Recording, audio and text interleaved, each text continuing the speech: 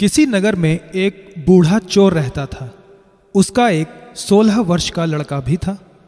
चोर जब ज़्यादा बूढ़ा हो गया तो वह अपने बेटे को चोरी की विद्या सिखाने लगा। कुछ ही दिनों में वह लड़का चोरी करने में प्रवीण हो गया। दोनों बाप बेटा आराम से जीवन व्यतीत करने लगे। एक दिन चोर ने अपने बेटे से कहा, देखो बेटा, साधु संतों की बात कभी नहीं सुननी चाहिए। अगर कहीं कोई महात्मा उपदेश देता हो तो अपने कानों में उंगली डालकर वहां से भाग जाना, समझे? हाँ बापू, समझ गया। एक दिन लड़के ने सोचा, क्यों ना आज राजा के घर पर ही हाथ साफ कर दूं। ऐसा सोचकर उधर ही चल पड़ा। थोड़ी दूर जाने के बाद उसने देखा कि रास्ते में बगल में कुछ लोग एकत्र होकर खड़े हैं। उसने एक आते हुए व्यक्ति से पूछा, उस स्थान पर इतने लोग क्यों एकत्र हुए हैं? उस आदमी ने उत्तर दिया, वहां एक महात्मा उपदेश दे रहे हैं। यह सुनकर उसका माथा ठनका। इसका उपदेश नहीं सुनूंगा। ऐसा सोचकर अपने कानों में उंगली डालकर वह वहां से भाग निकला। जैसे ही वह भीड़ के निकट पहुंचा, एक पत्थर से ठोकर लगी और वह गिर गया।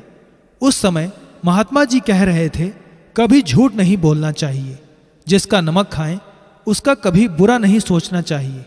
ऐसा करने वाले को भगवान सदा सुखी बनाए रखते हैं।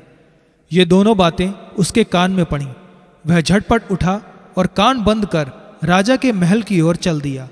वहां पहुंचकर जैसे ही अंदर जाना चाहा कि उसे वहां बैठे पहरेदार ने टोका, अरे कहाँ जाते हो? तुम कौन हो?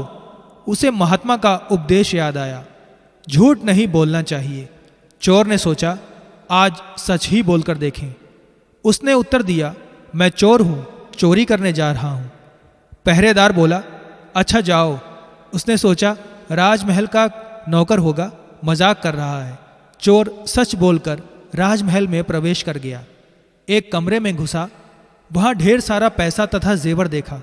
उसका मन खुशी से भर गया। एक थैले में सब धन भर लिया और दूसरे कमरे में घुसा। वहां रसोई घर था। अनेक प्रकार का भोजन वहां रखा था। वह खाना खाने लगा।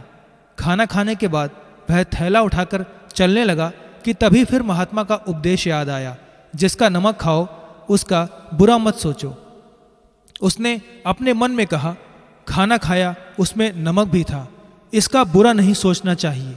इतना सोचकर थैला वहीं रख वह वापस चल पड़ा। पहरेदार ने फिर पूछा, क्या हुआ, चोरी क्यों नहीं की? चोर बोला, देखिए, जिसका नमक खाया है उसका बुरा नहीं सोचना चाहिए।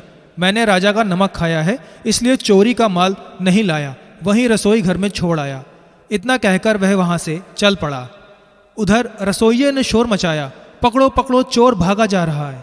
पहरेदार ने चोर को पकड़कर दरबार में उपस्थित किया। राजा के पूछने पर उसने बताया कि एक महात्मा के द्वारा दिए गए उपदेश के मुताबिक मैंने पहरेदार के पूछने पर अपने को चोर बताया, क्योंकि मैं चोरी करने आया था। आपका धन चुराया, लेकिन आपका खाना भी खाया जिसमें नमक मिला था। इसलिए आपके प्रति बुरा व्यवहार नहीं किया और धन छोड़कर भागा। उसके उत्तर पर राजा बहुत खुश हुआ और उसे अपने दरबार में नौकरी दे दी। वह 2-4 दिन घर नहीं गया तो उसके बाप को चिंता हुई कि बेटा पकड़ लिया गया। लेकिन 4 दिन के बाद लड़का घर आया तो बाप अपने बेटे को अच्छे वस्त्रों में देखकर अचंभित रह गया। लड़का बोला, बापूजी, आप तो कहते थे कि किसी साधु संत की बात मत सुनो, लेकिन मैंने एक महात्मा की बात सुनी और उसी के मुताबिक काम किया, तो देखिए सच्चाई का फल, मुझे राजमहल में अच्छी नौकरी मिल गई।